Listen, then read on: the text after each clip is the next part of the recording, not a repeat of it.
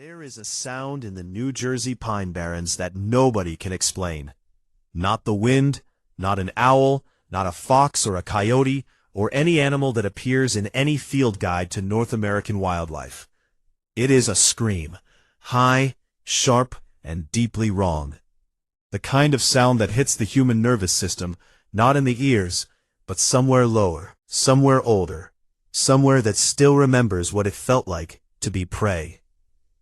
People have been hearing that sound for 300 years. They have seen something, too. Something that moves at the tree line, between the twisted pitch pines and the cedar swamps, where the trails end and the darkness pools like black water. Something with wings. Something that should not exist, but does, or has, or might, depending on who you ask and whether they're still willing to talk about it afterward. In January of 1909, an entire state went mad. Across 5 days in the middle of winter, more than 100 people in New Jersey and the surrounding region reported seeing something.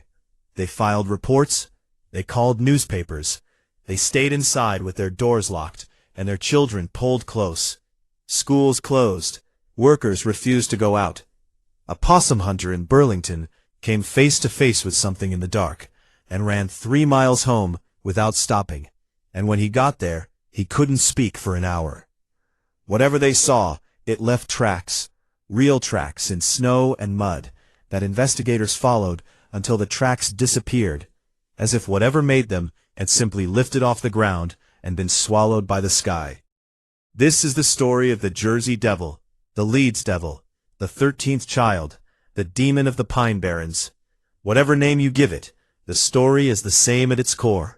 Something is out there in 1,100 square miles of ancient, wild New Jersey forest, and it has been out there since before this country was a country. To understand the Jersey Devil, you must first understand the Pine Barrens. Because the Pine Barrens is not what it sounds like. It does not sound like it should contain one of the strangest, most atmospheric, most genuinely eerie landscapes in the eastern United States. But it does. The New Jersey Pine Barrens, the Pinelands as they're formally known, covers approximately 1.1 million acres in southern New Jersey. To put that in perspective, it is larger than the state of Rhode Island, and it sits inside one of the most densely populated regions of the United States. New York City is an hour to the north. Philadelphia is to the west. The Jersey Shore sprawls along its eastern edge. And yet the Pine Barrens is almost entirely empty. The forest is dominated by pitch pines, twisted, fire-adapted trees with thick bark and dense needles that look in certain lights like something from a fairy tale where the fairy tale has gone wrong. The soil is sandy and acidic and poor, which is why European settlers could never make it productive farmland, which is why it was never cleared, which is why it remains today one of the largest tracts of undeveloped land between Boston and Richmond. The water of the Pine Barrens runs tea-colored, stained dark by the tannins and cedar, by the peat bogs and the acid soil, clear as glass, but the deep amber of old whiskey. The streams are called runs. The rivers are slow and dark and mirror the sky. The bogs are carpeted with sphagnum moss and carnivorous sundews and pitcher plants. This is not ordinary New Jersey.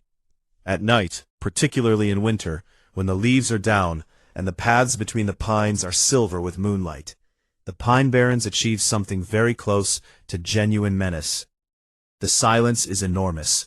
Not the silence of the absence of sound, but the silence of a place that is listening.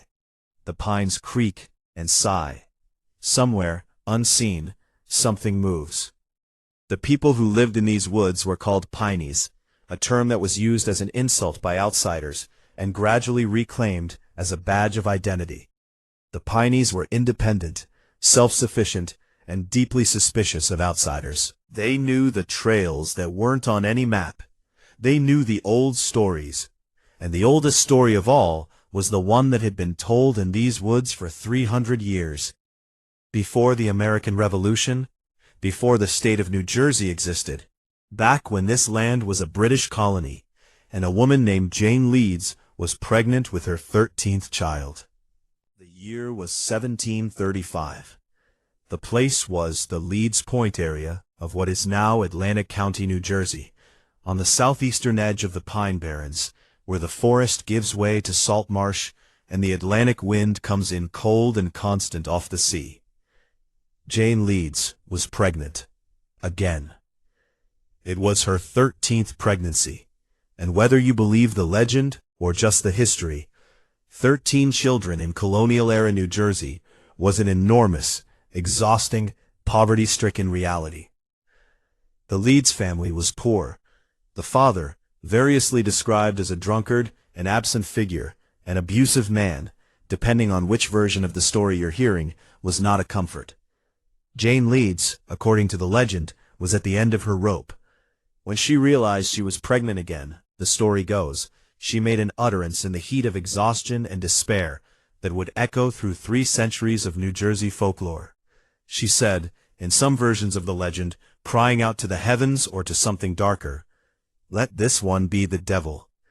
On the night the child was born, in the Leeds house on the edge of the marshes, a storm came up off the Atlantic. The child was born, and it was not a child.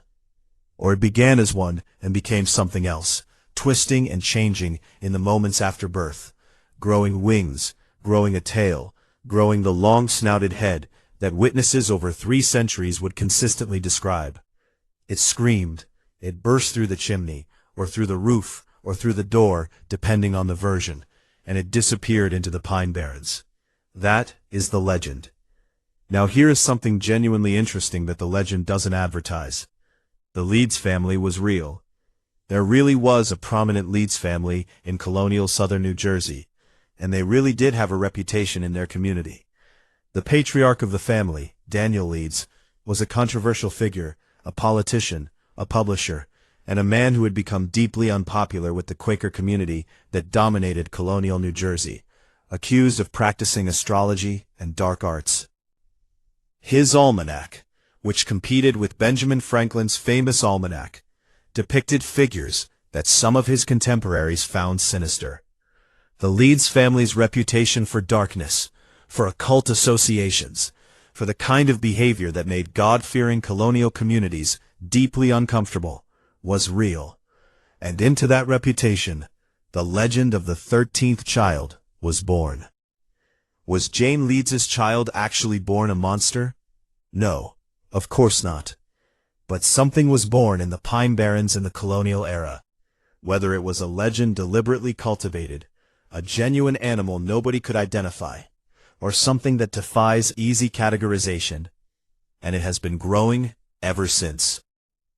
The Jersey Devil is not a legend that exists only in the past. It has a continuous documented history of encounters, stretching from the colonial era to the present day. And the witnesses are not, on the whole, the people you'd expect. Let me give you a quick biography of the legend across its 3 centuries of life. The colonial era. The early sightings, if we can call them that, blend folklore with genuine historical record. The Leeds name was already associated with darkness. Stories of a creature in the pines were already circulating before the Revolution. Commodore Stephen Decatur, one of the heroes of the early American Navy, reportedly fired a cannonball at a flying creature over the Hanover Iron Works in New Jersey in the early 1800s. The cannonball, according to the story, passed through the creature's wing. The creature flew on.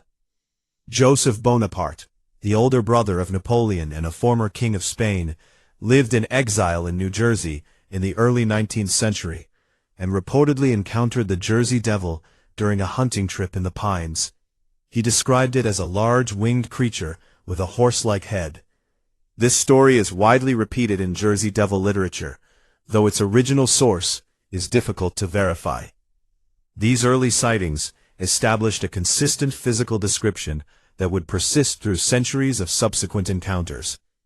A creature roughly the size of a large dog or small horse, with bat-like wings, a head resembling that of a horse or a large dog, cloven hooves, a long tail, and the ability to make a terrible, piercing scream.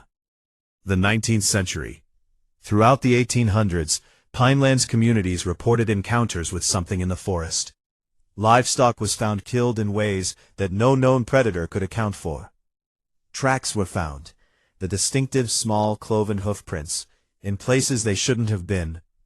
The legend simmered through the century, becoming part of the cultural fabric of southern New Jersey. And then came January 1909. The week of January 16th through January 23rd, 1909, is the most documented, most widely reported, most genuinely strange chapter in the Jersey Devil's long history.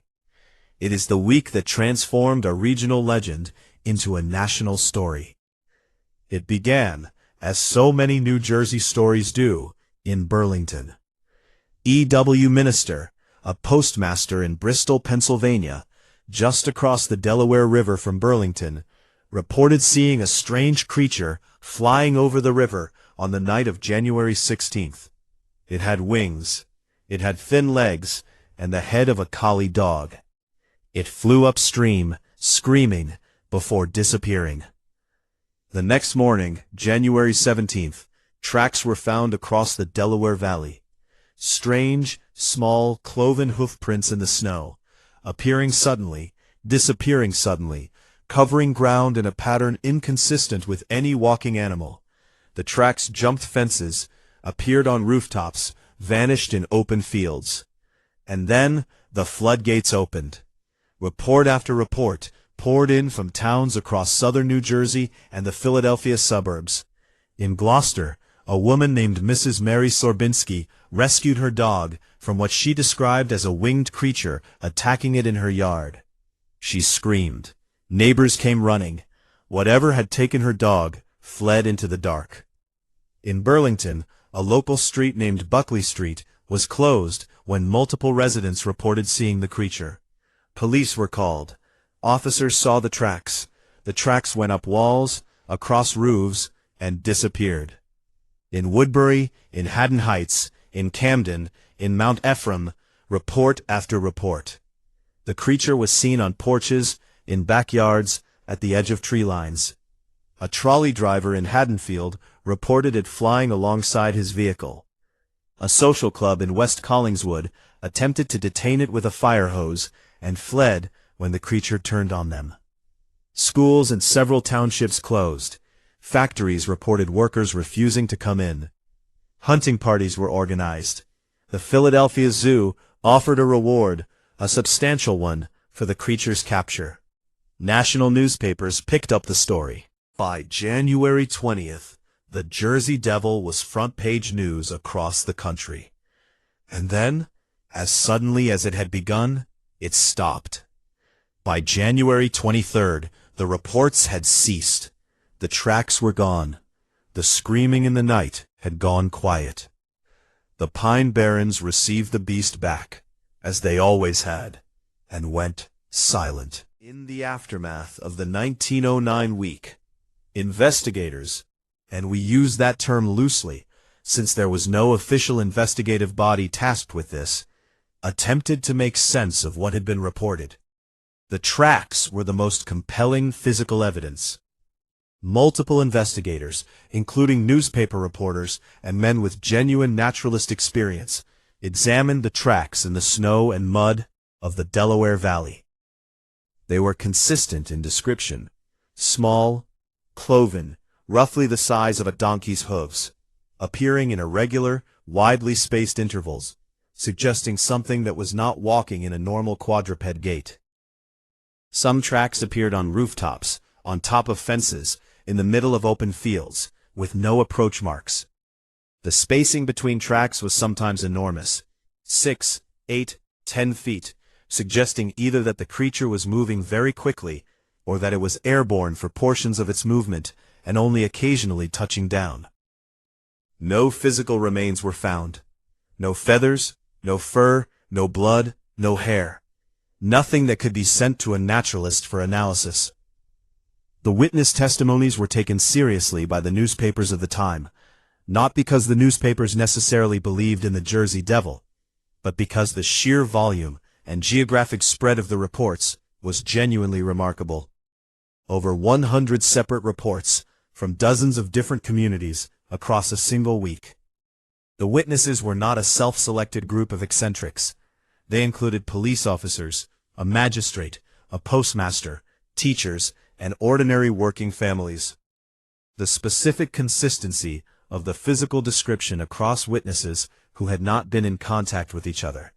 Horse-like head, bat wings, cloven hooves, horrible scream, roughly dog-to-horse size, was the detail that most strained easy debunking. People who've never heard the legend before tend to describe the same creature. What was actually seen? That question has never been resolved. The investigation into the Jersey Devil, both the 1909 events specifically and the broader legend, has attracted everyone from professional folklorists to independent monster hunters to serious naturalists, and none of them have produced a definitive answer. Let's look at the serious investigative efforts. The naturalist approach. Biologists and naturalists who have examined the Jersey Devil reports have proposed several candidate animals that might account for some sightings. The sandhill crane, a large bird with a wingspan of up to 7 feet, capable of a call that is genuinely disturbing to human ears, and known to occasionally appear in New Jersey, is the most frequently cited candidate. The crane's long neck and legs, its large size, and its extraordinary voice could account for some reports. Large owls, particularly the great horned owl and the barred owl, have also been suggested. Owls have enormous wingspans relative to their body size, fly silently, except when vocalizing, and can produce calls that are deeply unsettling to human ears in dark forest environments. A raven, a large dog, a coyote seen in poor light, all of these have been proposed as explanations for individual sightings. But none of these animals account for the specific combination of characteristics consistently described: the hooves, the horse-like head, the bat wings, the bipedal or at least upright posture that multiple witnesses describe. The sandhill crane does not have cloven hooves. The great horned owl does not leave cloven hoof tracks in snow. The folklorist approach. Academic folklorists who have studied the Jersey Devil legend, most notably Dr. James McCloy and Dr. Ray Miller, whose book The Jersey Devil is the foundational academic text on the subject, treat it as a rich, complex piece of American folklore that reflects the specific social and cultural circumstances of the Pine Barrens communities. In their analysis, the Jersey Devil serves multiple social functions. It explains mysterious sounds and sights in an ancient, poorly understood forest. It embodies community anxieties about the outside world. It provides an identity marker for Pine Barrens communities, who embrace the devil as their own against the skepticism of outsiders. This analysis is compelling and almost certainly true. It just doesn't explain the 1909 tracks. The hoax theory. Multiple researchers have pointed to evidence that at least some of the 1909 reports were deliberately manufactured by newspapers seeking sensation. This was the golden age of yellow journalism, competitive, sensationalist newspaper coverage designed to sell papers rather than report facts. The Philadelphia newspapers in particular were engaged in fierce circulation battles in 1909. And a monster story was exactly the kind of thing that sold papers. Norman Jeffries, a publicist for a Philadelphia museum, later admitted to faking a captured Jersey Devil display in 1909, painting stripes on a kangaroo and presenting it as the beast. If entrepreneurs were faking the creature for commercial gain, it's reasonable to assume that some reports were similarly manufactured or embellished. But hoax theory cannot account for all the reports. The tracks in Burlington were examined by real people who were not in the newspaper business. The encounter in Gloucester with Mrs. Sorbinski's dog involved real people who were genuinely frightened. Some of it was real. Something was seen. And what it was remains, after more than a century of investigation, genuinely uncertain. Every legend needs a suspect. In true crime, the suspect is a person. In this story, the suspect is a creature, or more precisely, a concept. Because what the Jersey Devil is depends entirely on who you ask. and the answers span the full range of human explanations for the inexplicable. The suspect, a living cryptid. The most literal interpretation of the Jersey Devil legend, the one held by the active cryptozoology community, is that there is a real, biological, flesh-and-blood creature living in the Pine Barrens that has not been scientifically catalogued. A remnant population of some ancient, flying, mammal-like creature. A species that has survived in the isolated ecology of the pinelands, the way certain other species have survived in isolated ecosystems. This theory points to the genuine ecological complexity of the Pine Barrens, which is one of the most biologically diverse ecosystems in the northeastern United States. It points to the size of the preserve, over 1 million acres, much of it inaccessible, and to the documented difficulty of finding animals that don't want to be found. The coelacanth was supposed to have been extinct for 65 million years. It was rediscovered alive in 1938. The okapi, a large mammal native to the Congo, was known to Western science only as legend until 1901. The giant squid was considered mythological until one was captured on film. The argument that large, unknown animals can exist undiscovered is not, in itself, absurd. Whether the specific creature described in Jersey Devil accounts could exist biologically is another question. A mammal with bat wings and cloven hooves and a horse's head is not a creature that makes anatomical sense in any known evolutionary framework. The descriptions, taken literally, describe something that biology does not produce. The suspect, a persistent, shared hallucination of culture. This is the folklorist's answer, and it is not dismissive.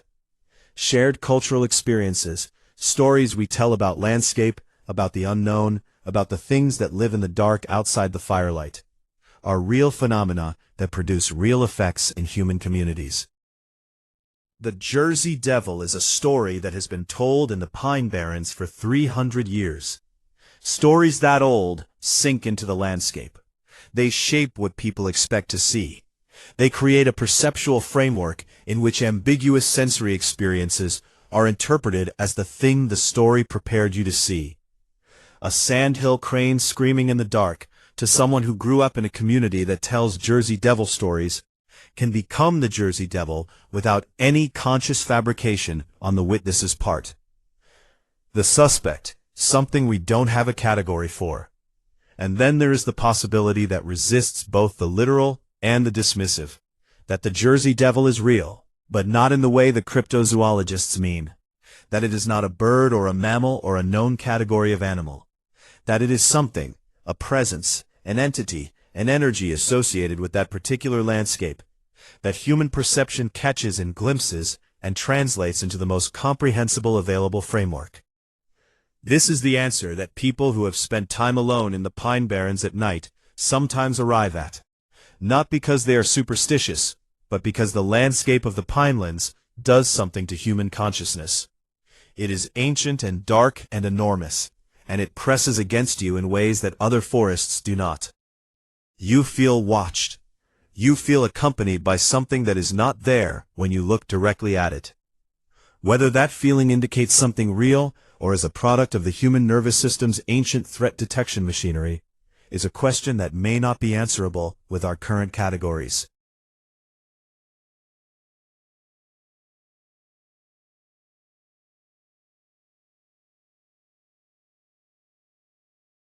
The Jersey Devil has generated genuine conflict, not in courtrooms, but in the spaces where identity and belief intersect. The Pine Barrens communities, the Pineys, have a complicated relationship with their monster. On one hand, the Jersey Devil is a source of genuine regional pride and economic value. New Jersey's state hockey team is the New Jersey Devils, named explicitly for the legend. The Pine Barrens tourism economy includes Jersey Devil tours, Jersey Devil merchandise, Jersey Devil-themed events. The legend is a brand, and it has been commercially valuable for over a century. On the other hand, the commercialization and mockery of the legend has always existed in tension with the communities who take it seriously. The people who live in the Pine Barrens, who have heard the sounds and seen the shadows and found the tracks, do not always appreciate the winking, campy version of their local monster that the tourism industry presents. There is a deeper conflict, too, between scientific consensus, no evidence for an unknown flying creature in New Jersey, and the accumulated testimony of hundreds of witnesses across centuries. The conflict between empirical evidence and personal experience is not specific to the Jersey Devil, but the Jersey Devil makes it unusually stark. When a police officer, a postmaster, and a naval commodore all describe the same creature, the dismissal of their testimony requires a particular confidence in one's own epistemology. Who gets to decide what is real? Who gets to decide which witnesses are credible? These are not simple questions, and the Jersey Devil forces them into the open.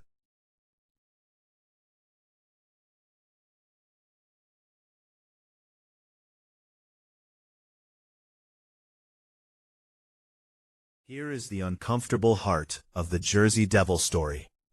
The most intense and documented period of sightings, the 1909 week, almost certainly involved deliberate fabrication by at least some participants. And this fact, which should perhaps settle the matter, actually makes it more complicated. Norman Jeffries admitted faking a captured Jersey Devil.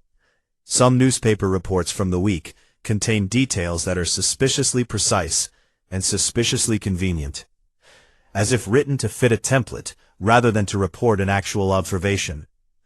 The competitive newspaper environment of 1909 created commercial incentives for exaggeration and invention. But here is the twist that the hoax theorists don't fully grapple with.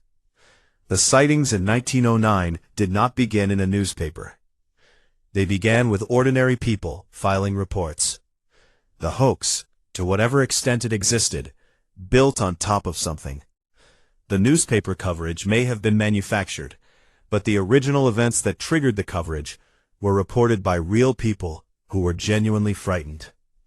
And furthermore, the 1909 week, however it began and however much was manufactured, is just a small chapter in a 300-year story.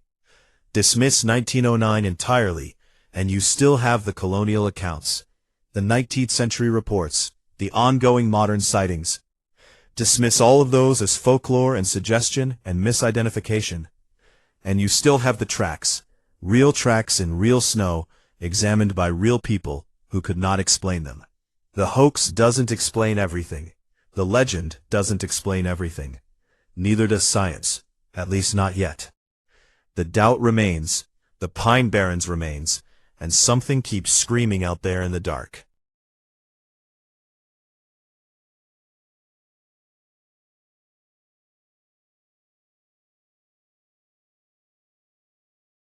The full spectrum of Jersey Devil theories deserves a clear, fair accounting.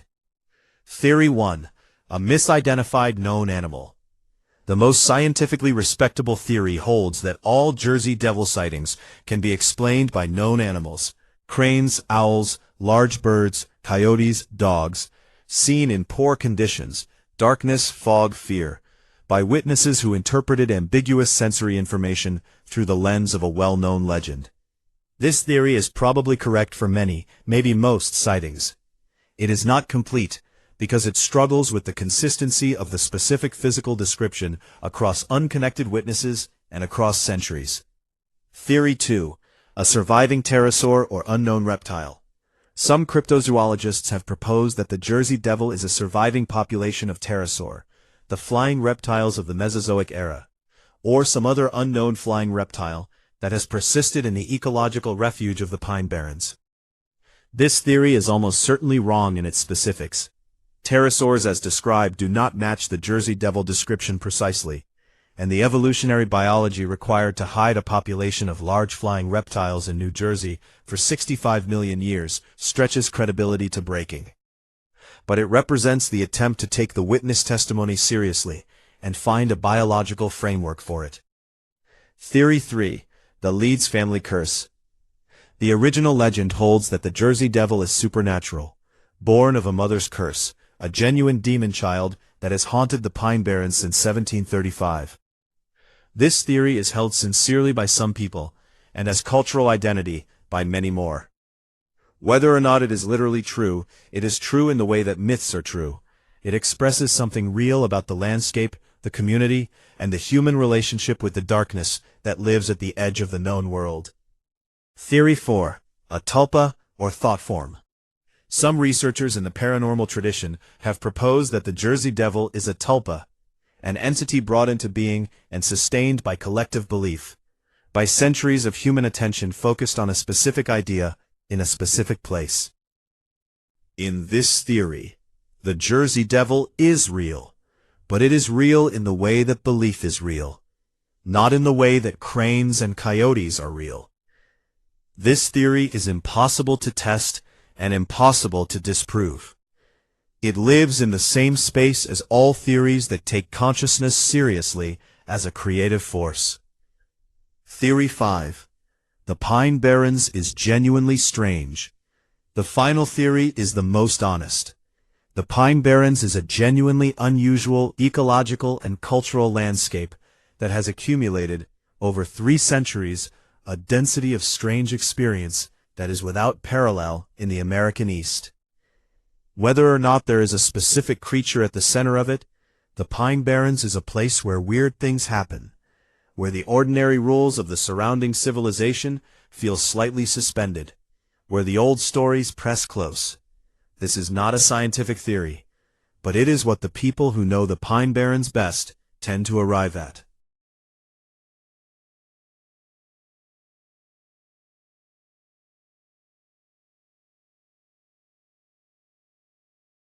I want to tell you what I actually think about the Jersey Devil. Not the scientific answer, not the folklorist's answer, the human answer. I think the Pine Barrens has always been New Jersey's secret, the thing this dense, industrial, much maligned state keeps in its pocket that nobody outside expects.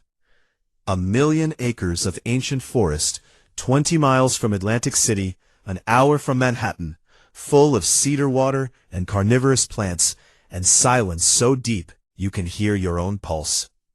And into that forest, for 300 years, people have brought their fears. Jane Leeds, if she existed as the legend describes, a poor woman pregnant with her 13th child in colonial New Jersey, exhausted and desperate and perhaps a little mad with it, brought her despair into the dark forest, and the dark forest gave it a shape. The Jersey Devil is her cry made permanent, the sound of a woman at the end of her rope, transformed by 3 centuries of telling into something with wings and hooves and a terrible voice of its own. The Pine Barrens has always been where New Jersey's fears go. It was the edge of the known world for colonial settlers, dark, unmappable, inhabited by people who understood it and people who didn't, and something else altogether. It has been at various points in history a refuge for people who needed to disappear. Freedom seekers, outlaws, bootleggers, loners. It holds everything the ordered world around it wanted to put somewhere and forget. And the Jersey Devil is all of that, given form. Whether it is a biological creature, and I honestly cannot tell you it isn't, because the consistency of the descriptions and the persistence of the tracks is difficult to fully explain away. It is 300 years of human beings standing at the edge of a forest that they cannot fully enter or fully understand, hearing sounds they cannot identify, seeing shapes they cannot name, and reaching for the best story available to make the inexplicable feel like something they can hold. The Jersey Devil is what the dark looks like when you've been looking at it long enough. And here is the thing that strikes me most, thinking about all of it. The colonial curse, the 1909 week, the ongoing modern sightings, the tracks in the snow that investigators stood over in the January cold, trying to make sense of. The Pine Barrens is still there, unchanged essentially from what it was when Jane Leeds supposedly cursed her 13th child. The pines still twist against the sky. The cedar water still runs dark. The silence at night is still enormous. The trails still end at places that feel like the edge of something that doesn't have a name. and people still report seeing something out there. Last year, this year, someone in southern New Jersey, last week, maybe, walking the edge of the pines at dusk, hearing something in the trees, catching a shape at the periphery of vision that was gone when they turned to look at it directly. They won't tell most people what they saw. They know what they'll be told. They know how it sounds. But they know what they saw. And the Pine Barrens doesn't care whether you believe them. It has been here since before the belief mattered. It will be here after. Patient as old trees, dark as cedar water, full of sounds that nobody can explain. Go ahead. Walk to the tree line. You just spent time with one of America's oldest, strangest, and most genuinely unsettling legends. The Jersey Devil has been alive in the American imagination for 300 years. And after telling you everything I know about it, I am still not certain what it is. And honestly, I love that. I love that there are still stories in this world that resist easy explanation. I love that the Pine Barrens exists, that 1,000,000 acres of ancient forest sits in the middle of the most densely populated corridor in North America, and refuses to give up its secrets. I love that something, whatever it is, keeps screaming out there in the dark, and has been screaming for 3 centuries, and has never been caught, and has never been fully explained. The world is strange, and the places where it is strangest are sacred in their own way.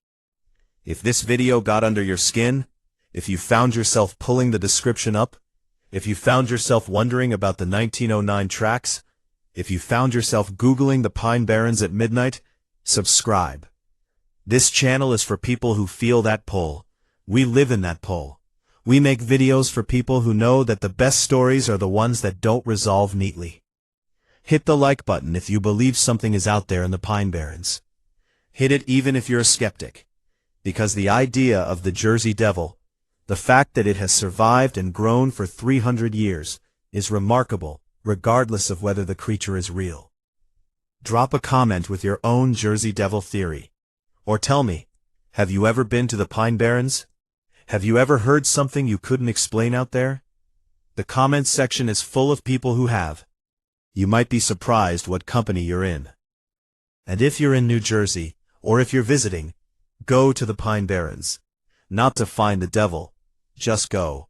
Walk the trails at Wharton State Forest. Watch the sun set over the pitch pines until the sky goes purple and the first stars come out, and the forest goes quiet in that specific way it goes quiet.